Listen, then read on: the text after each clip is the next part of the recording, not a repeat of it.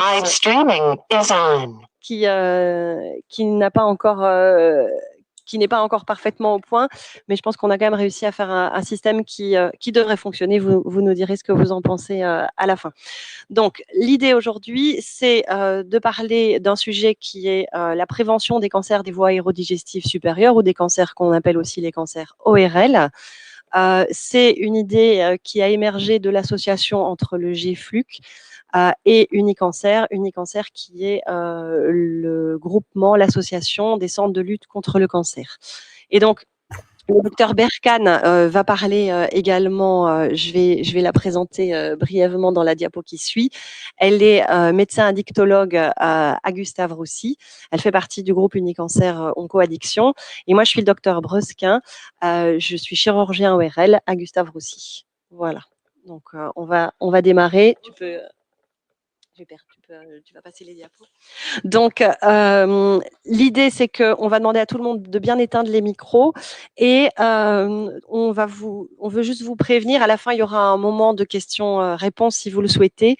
La présentation, elle est enregistrée pour pouvoir être réutilisée après sur le YouTube du GFLUC. Et donc, c'est pour que tout le monde soit bien au courant. Voilà, c'est parti. Donc, le docteur Berkane et donc moi-même, on est addictologue et chirurgien ORL à Gustave Roussy. On fait partie du comité ORL.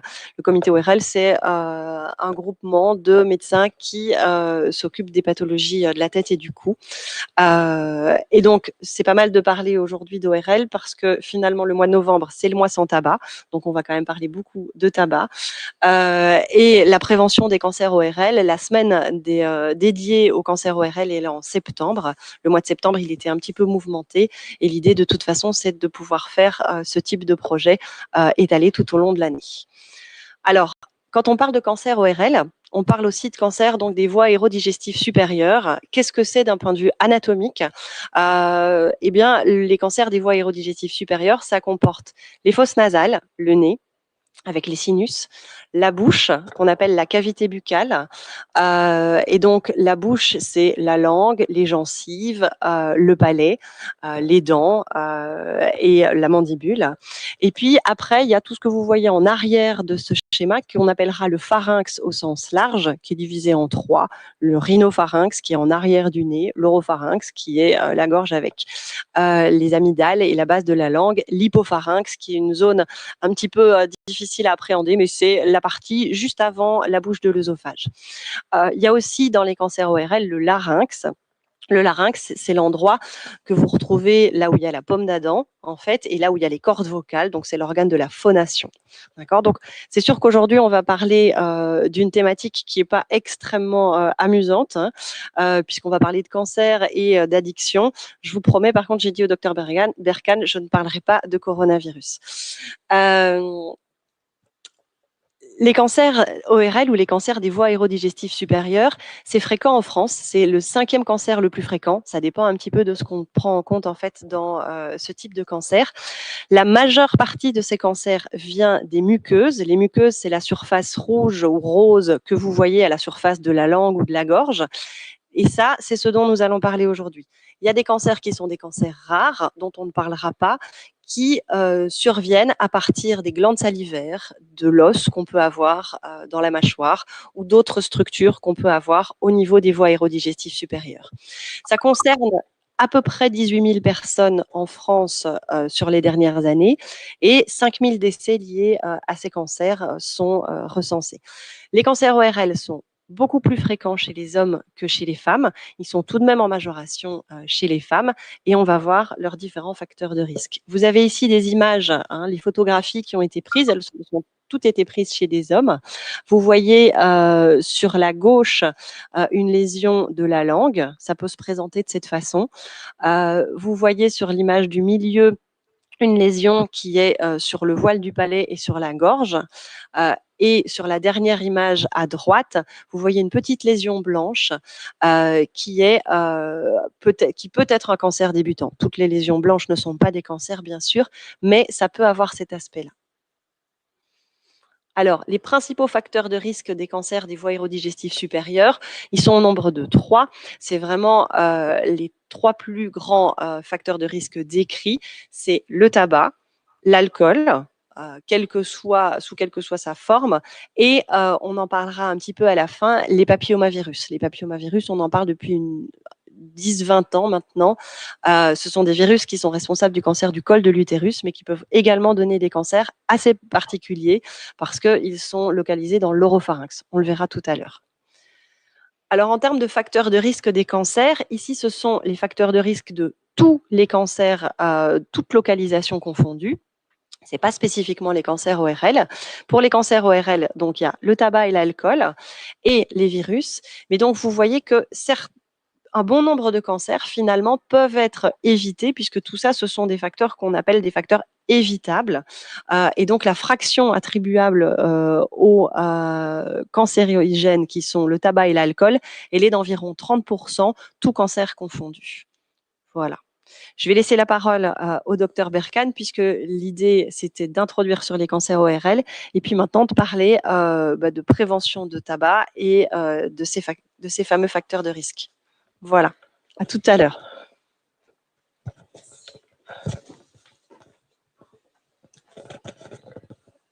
Eh bien, bonjour à tous. Donc, après l'introduction du docteur Brusquin, en fait, qui a bien expliqué que les cancers aérodigestifs, cancers ORL, étaient largement dus à la consommation de tabac et d'alcool, on va parler un petit peu de chacun de ces facteurs de risque. Le tabac, c'est un facteur de risque majeur dans beaucoup de cancers. Donc, ça, c'est vraiment quelque chose qui est consensuel. Il n'y a plus aucun doute au vu du nombre de recherches, d'articles scientifiques. On sait depuis les années 50, quasiment avec certitude, comment le tabac en fait entraîne le cancer quand il est en contact de l'organisme. Et là, directement, les cancers des voies aérodigestives, en fait, la fumée de tabac qui est quand même voilà, très très chaude, quand elle arrive dans la muqueuse buccale, en fait, elle est carcinogène. Elle entraîne vraiment le cancer. Donc en France, les dernières statistiques donnent 24% des fumeurs quotidiens, c'est-à-dire c'est des gens qui fument tous les jours, et on sait en fait que le facteur de risque de cancer, il est beaucoup plus lié à la durée pendant laquelle on a été exposé au tabac, beaucoup plus qu'au nombre de cigarettes qu'on fume. Hein, pour le cancer, c'est presque mieux de fumer 20 cigarettes 5 ans que 10 cigarettes 10 ans. Voilà, c'est mieux. En fait, le facteur de risque de cancer, c'est le nombre de cigarettes à la puissance 2 multiplié par la durée pendant laquelle on est exposé à la cigarette, mais à la puissance 4. Donc vraiment, pour réduire ce risque, il faut réduire le temps pendant lequel on a fumé. Donc on verra plus tard, c'est plus tôt on arrête et mieux c'est. Le prix qu'on paye pour le tabac, il est extrêmement élevé, puisque un fumeur sur 2 mourra prématurément de son tabagisme jeune, entre 35 et 65 ans. C'est vraiment des âges d'activité, de bonheur familial, de responsabilité, ou juste après la retraite. C'est vraiment triste. On voit pas mal de personnes décédées juste après la retraite. Donc en France, il y a 75 000 décès par an liés au tabac. Hein, vous voyez, même si Ingrid elle a dit qu'on ne parlerait pas du corona, mais là, le corona, il peut aller se coucher, parce que c'est 75 000 décès annuels, et dont 46 000 par cancer. Alors, le tabac est impliqué directement dans 17 cancers. Il augmente le risque de 17 cancers qui sont des cancers qui, depuis la bouche, donc vous voyez la bouche, le pharynx, le larynx, puis tout le long du tractus digestif, l'œsophage, l'estomac, le pancréas, le côlon, le rectum, et la vessie. Alors ça, c'est vrai que beaucoup de gens ignorent que le cancer de vessie, il est lié au tabac, parce que l'élimination des produits, en fait, passe par les voies urinaires, et comme la vessie, c'est le sac qui collecte les urines jusqu'à ce qu'on puisse les évacuer, et en fait, la muqueuse de la vessie est en contact avec ces produits donc cancérigènes, Et donc, le cancer de vessie est vraiment directement lié au tabac. Après, on voit peut-être la précédente pour parler du cancer du poumon, qui est quand même si on parle des cancers des voies aérodigestives, il ne faut pas oublier que le cancer du poumon, qui est un cancer extrêmement létal encore aujourd'hui, malgré tous les progrès, beaucoup de progrès ont été réalisés dans les traitements des cancers ces dernières années. C'est magnifique parce qu'on voit des patients qui mouraient très vite, avoir des périodes de rémission très longues, mais le cancer du poumon, ça reste un cancer extrêmement létal et il est lié au tabac dans 90% des cas. Donc, c'est vraiment très triste de voir encore des patients arriver et des patients jeunes de plus en plus qui arrivent pour des cancers du poumon. Et c'est vrai qu'en ce moment, on pense que l'association tabac et cannabis fumé augmente beaucoup ce risque et on voit des jeunes arriver qui ont fumé depuis 10-15 ans du tabac et du cannabis.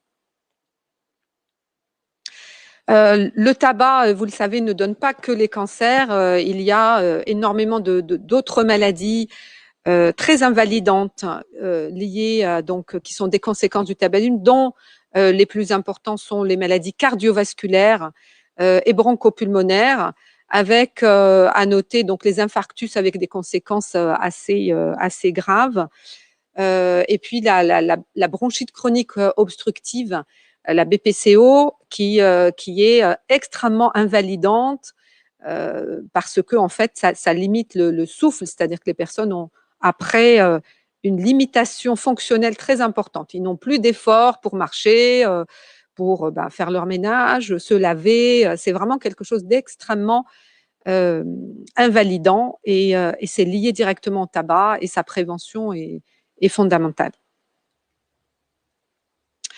Ça, c'est un peu pour vous expliquer pourquoi le tabac est aussi toxique. C'est un véritable serial killer, vous voyez, parce qu'en fait, les maladies qui sont liées à lui se cumulent et puis les décès sont très importants. C'est un véritable meurtrier. En fait, il s'agit d'une espèce d'empoisonnement progressif, c'est-à-dire qu'on fume. Quand on commence à fumer au départ, l'organisme va se débrouiller, il va éliminer la fumée, éliminer les particules qui vont avoir tendance à se fixer. Et puis petit à petit, comme on expose l'organisme, ses capacités d'élimination sont dépassées et en fait, ces particules extrêmement toxiques s'accumulent et donc provoquent la mutation des cellules qui deviennent cancérigènes. Donc, il y a 70 cancérigènes dans le tabac. Et ce qu'il faut savoir, c'est que ces produits-là, en fait, ils arrivent une fois que la cigarette est allumée. Quand la cigarette est inerte, il y a des produits certes toxiques, mais en fait, la majorité des produits cancérigènes qui sont dans les goudrons sont des produits de la combustion de la cigarette. Et donc, c'est cette combustion qui va entraîner donc l'arrivée de ces produits qui vont être cancérigènes. Alors que les gens, en fait, les fumeurs fument pour obtenir la nicotine, qui est le produit psychoactif qui leur fait du bien. En fait, ils cherchent cette nicotine en fumant, mais pour l'obtenir, il y a tous les autres produits qui arrivent avec.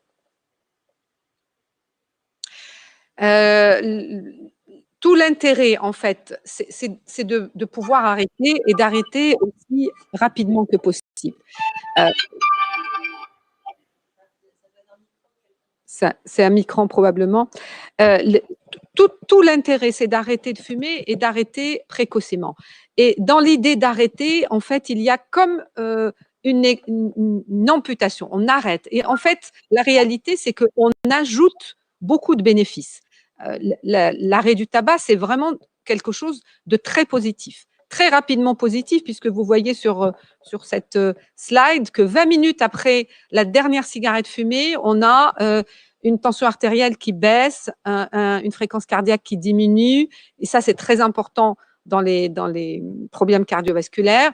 On a une oxygénation cellulaire qui se rétablit 8 heures après la dernière cigarette, et ça c'est la conséquence de la diminution du taux de monoxyde de carbone qui est dans la fumée. Vous savez, quand vous fumez une cigarette, il y a du monoxyde de carbone, c'est le même qui se dégage des tuyaux d'échappement de vos voitures. En fait, vous l'inhalez tous les jours et l'huile va se fixer sur l'hémoglobine, empêchant l'oxygène de se fixer sur l'hémoglobine pour distribuer l'oxygène à tout notre organisme. Et la diminution et la disparition de ce taux de monoxyde de carbone permet une réoxygénation cellulaire optimale qui est fondamentale pour nos organes. Au bout de 2 semaines, vous avez la circulation qui s'améliore avec des plaquettes qui vont reprendre une fonction normale. Vous avez un retour du goût de l'odorat, vous avez l'essoufflement qui diminue avec vos capacités pulmonaires qui augmentent, vos capacités à l'effort qui vont augmenter, donc vous allez marcher. Moi, j'entends souvent des personnes me dire ah bah, vous savez, j'étais obligée de faire une pause à chaque étage, maintenant je fais mes 3 étages d'emblée, très contente de ça. Donc, vos risques d'infarctus diminuent de moitié au bout d'1 an. C'est vraiment que du positif. Et en fait, les fumeurs, quand on les interroge, ils souhaitent tous arrêter de fumer. C'est vraiment quelque chose qui est général. Après, ils ont des craintes à l'arrêt qu'on peut, sur lesquelles on peut échanger avec eux. Et quand ils arrêtent, ils ont un sentiment d'auto-efficacité, de fierté qui est très, très important, très agréable à vivre et qui participe à ce qu'ils maintiennent cet arrêt tabagique qui, certes, n'est pas facile. Hein, je ne dis pas que c'est facile, c'est une addiction très forte dans l'addiction au tabac. Là, ce n'était pas le sujet de vous montrer un peu les mécanismes de l'addiction et sa sévérité, mais c'est réellement une addiction forte. Mais on est équipé pour pouvoir changer le comportement tabagique. Nous, les êtres humains, on est équipés pour ça. Et puis souvent, ce qu'on voit aussi, c'est qu'une personne qui arrête, elle entraîne un peu dans son sillage son environnement proche, qui peut être familial, amical, professionnel. Souvent, c'est quelque chose qui fait un peu boule de neige et qui est vraiment, vraiment très important. Et on n'oublie pas évidemment les bénéfices financiers qui sont considérables quand une personne arrête de fumer. Sur une année, ce sont des sommes considérables et souvent, les personnes qui fument sont quand même très souvent des personnes qui ont des niveaux socio-économiques moyens à faibles. Et donc, c'est considérable. Ouais. Alors, pour arrêter, en fait, on a différentes façons d'arrêter. Il y a des personnes qui arrêtent seules. Beaucoup de personnes, on n'a pas les chiffres exacts parce que c'est du déclaratif et il faut faire des enquêtes à très large teneur pour avoir les chiffres, mais autour de nous, nous connaissons tous des gens qui ont arrêté tout seuls. La motivation fait que, ben voilà, une personne, elle arrive à changer de comportement, elle va développer ses stratégies personnelles pour réussir cet arrêt qui va se maintenir. Il y a aussi des aides et des consultations de Tabaco existent en France, partout. Hein, ils ont été mis en place suite aux différents plans nationaux de contrôle du tabagisme. Donc, il y a des consultations de Tabaco près de chez vous. En fait, en allant sur le site de Tabac Info Service, vous pouvez cliquer sur le département où vous habitez et en fait, vous allez avoir toutes les consultations de Tabaco. Il y a beaucoup d'applications qui se sont développées récemment, des applications de très bonne qualité pour vous accompagner dans l'arrêt du tabac, des applications qui sont gratuites, dont Tabac Info Service, dont Smoker Stop, Stop Tabac. Ce sont vraiment des applications qui prennent en compte vos paramètres personnels, qui vont faire donc des suivis quand même personnalisés. Voilà, qui vous permettent d'avoir un accompagnement, une espèce de coaching avec des messages d'encouragement, des messages qui vous expliquent ce que vous avez gagné au jour le jour, qui sont très, très intéressants à faire. L'idée, en fait, c'est d'arrêter le plus tôt possible. Hein. Plus tôt on arrête et plus on a de bénéfices. Et ce qui est aussi intéressant, c'est de savoir que c'est pas grave si on recommence. L'important, c'est d'arrêter. Chaque arrêt, en fait, apporte des bénéfices.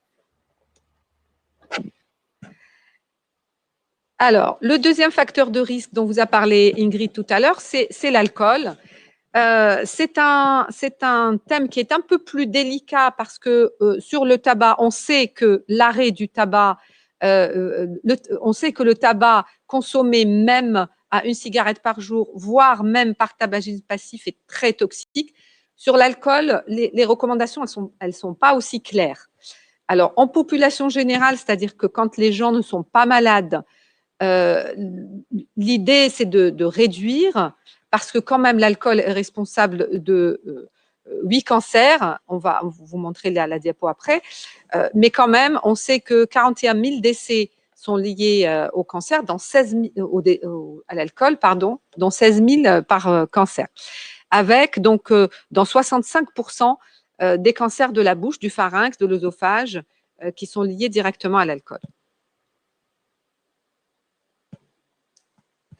C'est pas passé ici. Voilà, c'est bon.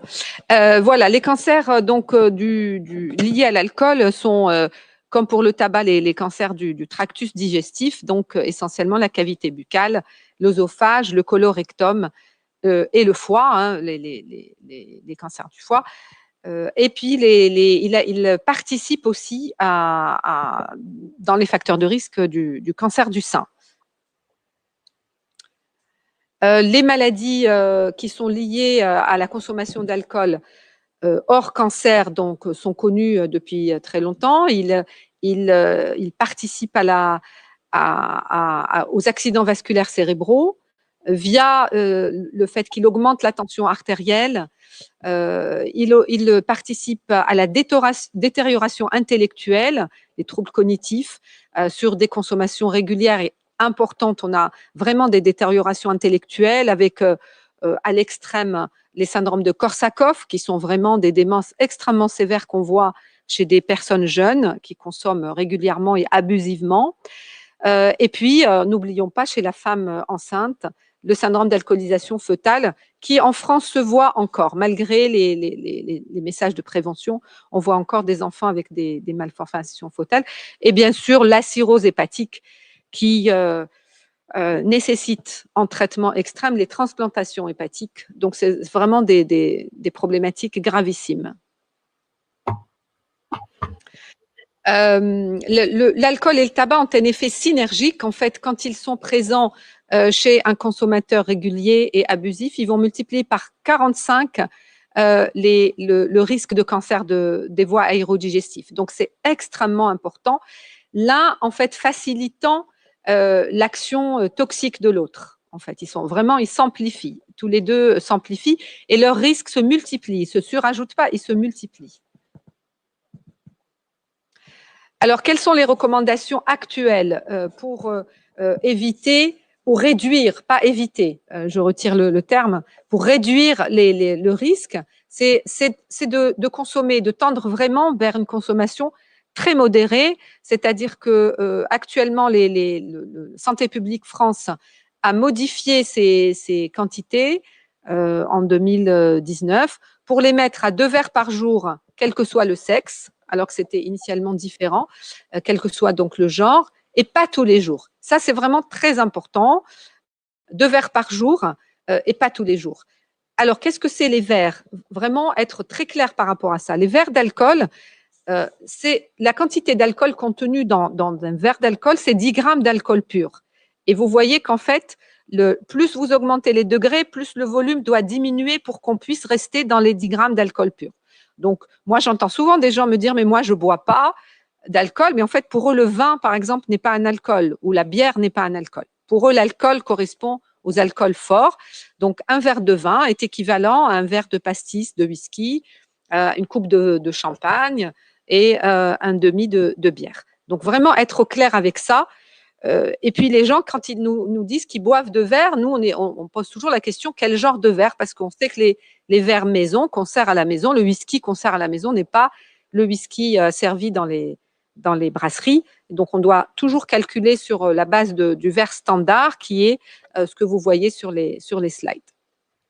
Et puis surtout, le message de 0 pendant la grossesse. Alors, vraiment 0 pendant la grossesse. Le picto sur les bouteilles qui sont vendues est extrêmement petit. Ça, c'est encore une lutte encore actuelle pour faire apparaître ce picto qui dit 0 pendant la grossesse. Mais vraiment, c'est le message à passer. Donc, la prévention des cancers aérodigestifs passe par l'arrêt du tabac et la modération importante de l'alcool. Ça, c'est avant le cancer. Et puis, quand le cancer est là, il faut savoir que l'arrêt du tabac et l'arrêt, dans ce cas, de l'alcool en prévention, donc après le cancer, pour le traitement du cancer, mais aussi pour éviter la récidive et ou l'apparition d'un autre type de cancer lié à ces deux produits, comme on vous a montré précédemment, passe donc toujours par l'arrêt du tabac et la modération et l'arrêt de l'alcool. En prévention tertiaire, ça veut dire quand vous avez déjà une maladie grave liée à ces produits, c'est l'arrêt qui va vous apporter vraiment un bénéfice significatif, c'est-à-dire pour vraiment avoir plus de chances de ne pas récidiver et de ne pas avoir un autre cancer. Voilà, je vous remercie et puis je vous repasse Ingrid pour le reste de la présentation. Voilà, on n'en a plus normalement pour très très longtemps. Et puis si vous avez des questions, on pourra y revenir à la fin en espérant que c'est pas un sujet trop ardu. Là, l'idée, c'est de vous parler maintenant donc des papillomavirus, puisqu'on a dit qu'il y avait plusieurs facteurs de risque, des cancers ORL les plus fréquents. Et en fait, les papillomavirus, on les connaît aussi sous le nom de HPV. Alors, ce sont des petits virus qu'on appelle des virus à ADN. Hein, c'est ce qui code le message du virus et qui va infecter toutes les cellules épithéliales. Alors, les papillomavirus, ce sont des virus extrêmement fréquents. Plus de 80% des hommes et des femmes vont être exposés au cours de leur vie. Et en fait, ce sont des virus qui se transmettent par contact direct. Les plus connus des papillomavirus, ce sont les virus qui donnent les condylomes et les verrues. Donc, les verrues cutanées et les condylomes, c'est ce qu'on appelle aussi les verrues génitales. Et ça, c'est lié à des HPV, donc qu'on dira des HPV à bas risque de cancer. Parce qu'en fait, quand vous avez une verrue ou un condylome, ça ne va pas se transformer en cancer. Par contre, il y a des HPV qu'on appelle des HPV à haut risque, donc haut risque de cancer, qui peuvent donner une infection, et puis rester dans l'organisme. C'est ce qu'on appelle un temps de latence. Ça va rester silencieux. En fait, vous allez faire une infection qui, la plupart du temps, est asymptomatique. On s'en rend même pas compte, autrement dit. Et en fait, le virus va pouvoir s'intégrer à certaines de vos cellules. C'est le cas du cancer du col de l'utérus, mais c'est également le cas au niveau des amygdales ou de la base de la langue. Alors, c'est donc les virus sont très fréquents. Par contre, ils ne s'intègrent pas de façon très fréquente. Il y a moins de 10% de la population qui va garder des HPV à haut risque. Et parmi ces 10%, tout le monde ne va pas évidemment faire un cancer ORL. Alors, plus de 6000 cancers par an sont liés au papillomavirus. La majorité, ce sont des femmes, oui, puisque la majorité, c'est le cancer du col de l'utérus. Approximativement 100% des cancers du col de l'utérus sont liés au papillomavirus. Les femmes, en général, sont bien au courant de ce type de cancer, puisque ça fait partie des campagnes de dépistage avec les frottis au niveau du col qu'il faut réaliser. Maintenant, dans les recommandations, c'est tous les 3 ans. Les papillomavirus peuvent donner d'autres types de cancers qui sont des cancers anogénitaux, dont des cancers de la marge anale, des cancers de la vulve ou des cancers péniens chez l'homme. Et ils sont responsables de 30 à 40% des cancers de l'oropharynx. Donc l'oropharynx, on va le voir dans la dia juste après, c'est la gorge qui en fait comporte surtout les amygdales, donc ce qu'on appelle les amygdales palatines. Les amygdales palatines, c'est classiquement celles qui donnent des angines ou celles qu'on enlève ou qu'on enlevait chez les enfants parce qu'on les enlève de façon beaucoup moins fréquente maintenant. Mais c'est cette structure-là qui va développer un cancer. Et la base de la langue, quand vous tirez la langue, anatomiquement, en ORL, on décrit la langue mobile. C'est quand vous tirez la langue, c'est la langue qu'on voit. Et puis, elle est attachée en arrière, et ça, c'est ce qu'on appelle la base de langue. Et bien, sur cette base de langue, il y a aussi une sorte d'amygdale, ça s'appelle les amygdales linguales, et c'est là où on peut développer un cancer lié au HPV. Alors, les cancers de l'oropharynx liés à l'HPV, ils vont être liés à des HPV de haut risque, il y en a différents types, et ils sont associés au comportement sexuel. C'est pour ça que vous avez une photo de Michael Douglas, puisque Michael Douglas, il a dit que c'était les pratiques sexuelles orales qui avaient causé son cancer de la gorge.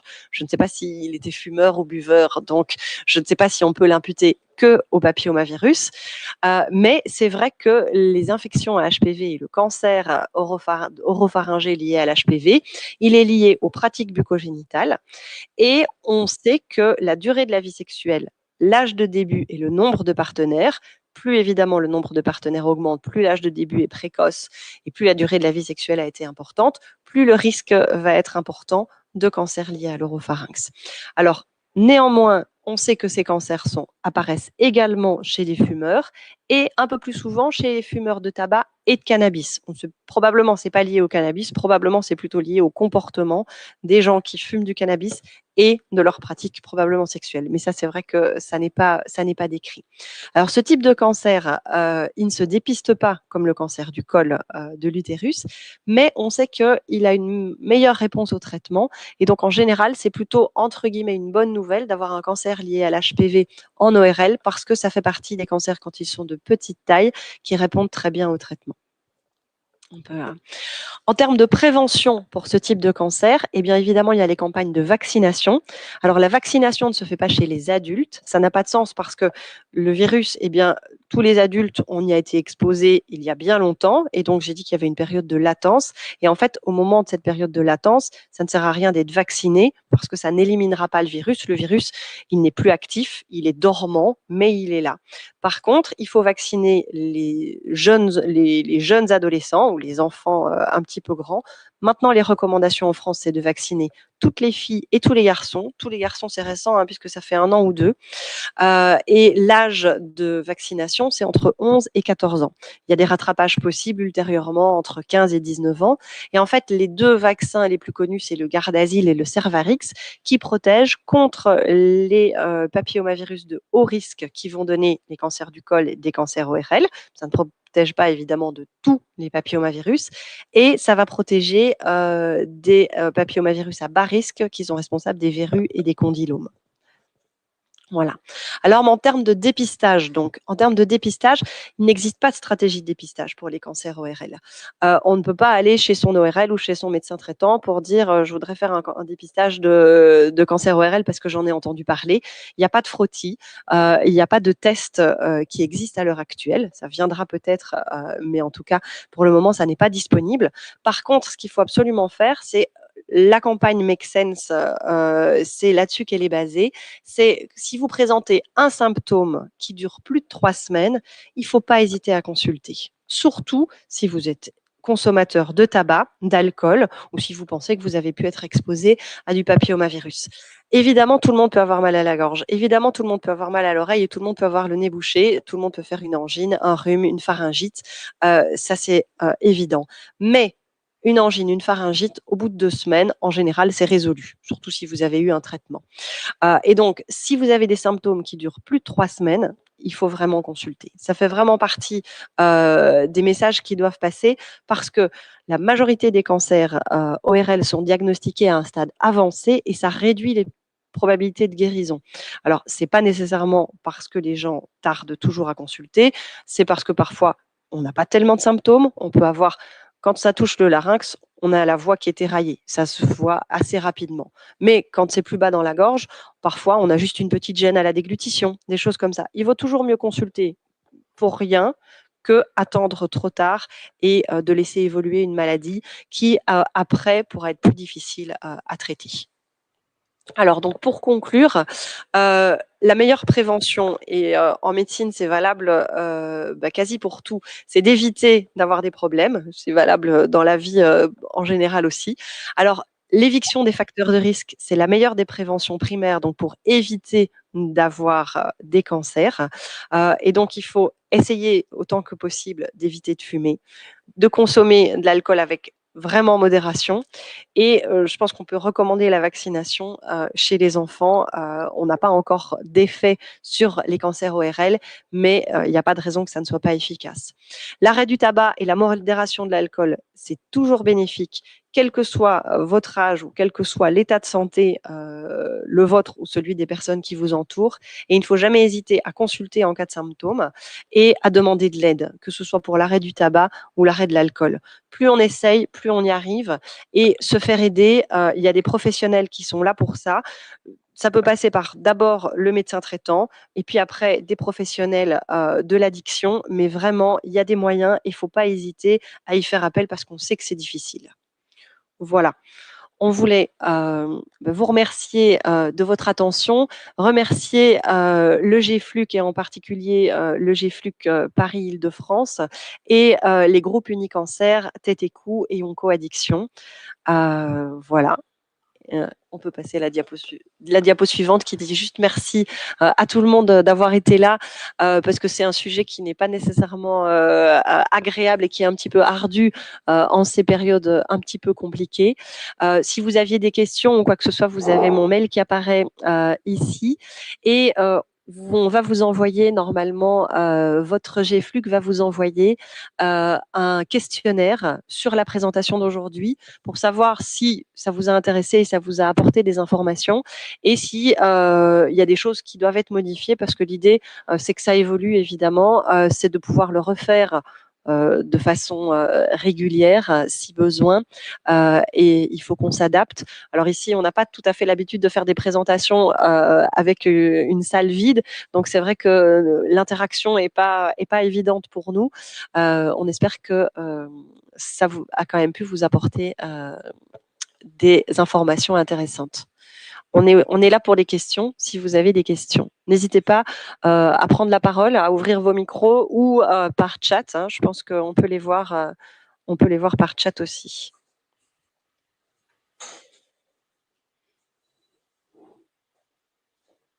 Je vois Philippe Collomb qui, par chat, nous a mis un petit message. Merci beaucoup pour ton soutien.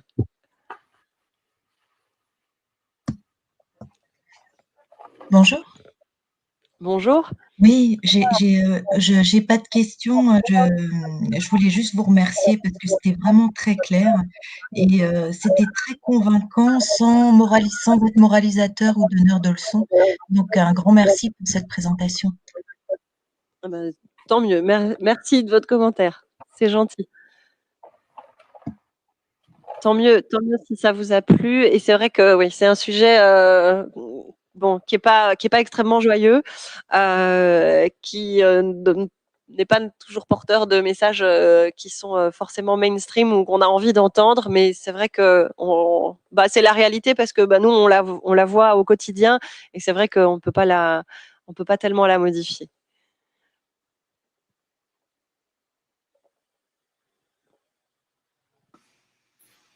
Bonjour. Bonjour.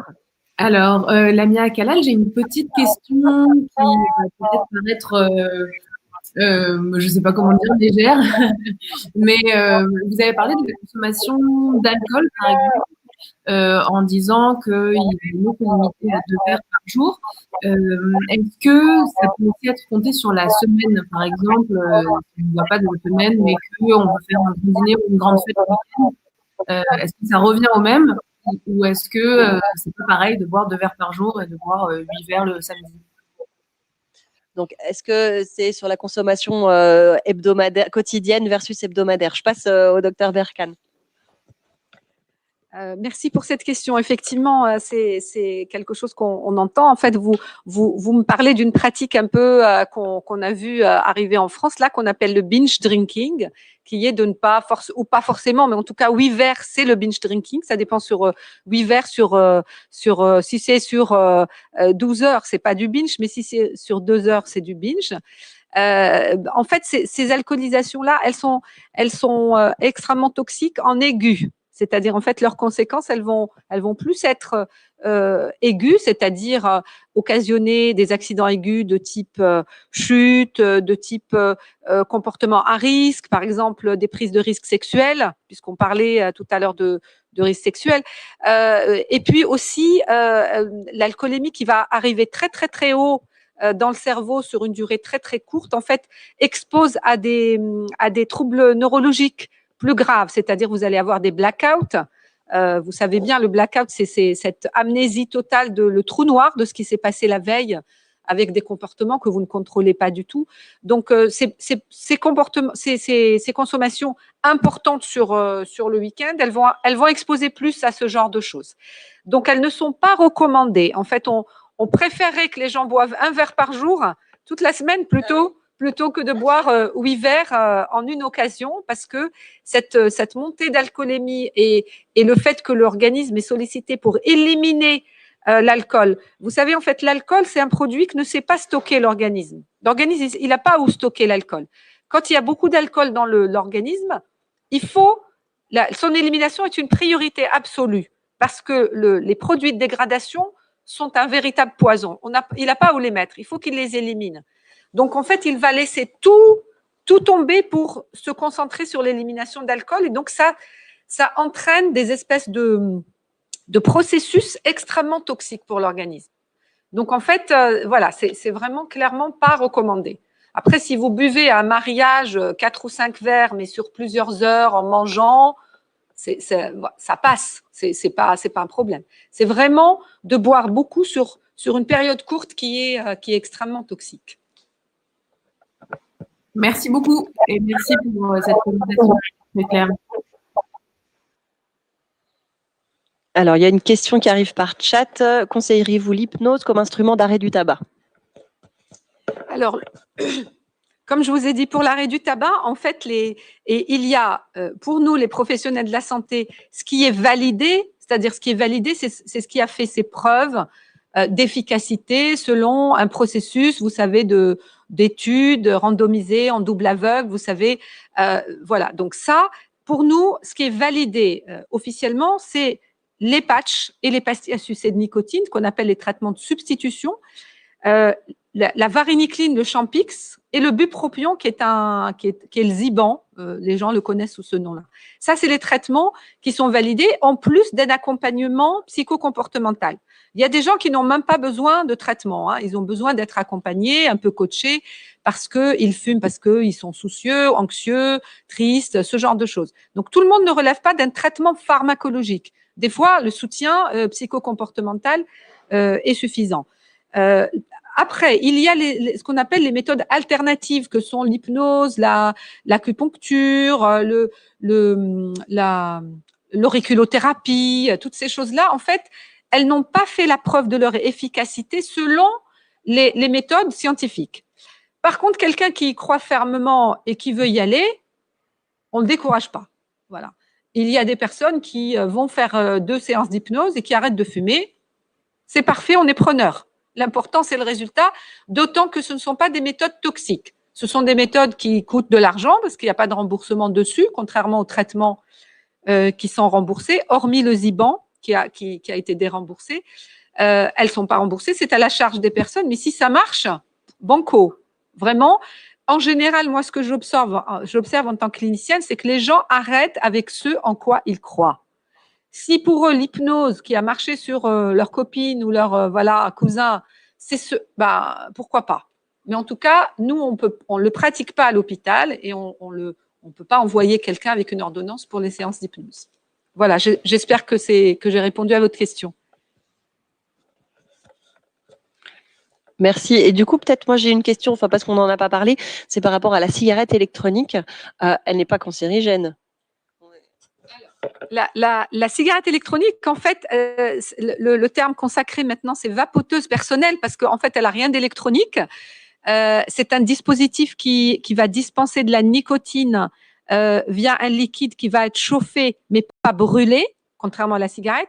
Donc, elle est moins toxique. Ça, c'est les données qu'on a qui sont claires et nettes.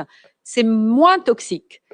Après, on n'a pas assez de recul parce que quand même ce chauffage de liquide va pouvoir pyrolyser quand même des produits qui vont être cancérigènes. Ça, c'est les données scientifiques les plus récentes qu'on ait. Mais quelqu'un qui va utiliser la vapoteuse personnelle exclusivement, sans l'associer aux cigarettes, parce que ce qu'on observe, en fait, c'est que les gens font les deux et deviennent ce qu'on appelle des vapofumeurs. Ils vapotent, mais ils fument aussi, c'est-à-dire ils utilisent la vapoteuse comme un outil pour réduire le nombre de cigarettes. Là, on réduit aucun risque. On reste dans des risques très élevés puisqu'il y a toujours la cigarette. Si la vapoteuse est utilisée comme transition pour arrêter de fumer, donc elle est utilisée exclusivement et la personne a arrêté de fumer et elle va éventuellement l'arrêter dans un délai plus ou moins moyen, quoi. Pourquoi pas? Mais en tout cas, au jour d'aujourd'hui, elle ne fait pas partie des stratégies d'aide au sevrage tabagique sur le plan médical. On a aucune société savante ne la recommande comme une aide. C'est un produit de consommation courante qui est efficace. Moi, j'ai vu des personnes arrêtées avec, pour certains. La seule chose que je lui reprocherai, moi, en tant que professionnel du tabac, c'est que, en fait, quand vous l'utilisez, vous ne changez pas de registre, vous restez dépendant de la nicotine, puisqu'elle vous dispense de la nicotine, et puis vous restez dépendant sur le plan psychocomportemental. C'est-à-dire que les raisons qui vous faisaient fumer, elles vous font vapoter, et il n'y a pas un travail pour développer d'autres stratégies. Et donc, vous restez un vapoteur, et si vous restez un vapoteur, on ne sait pas dans 10-15 ans qu'est-ce qu'on va savoir sur les effets du vapotage.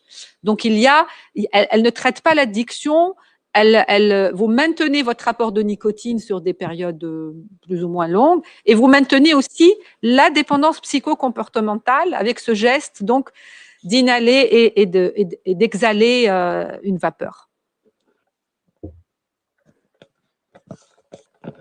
Bon, ben voilà. Je ne sais pas s'il reste des questions.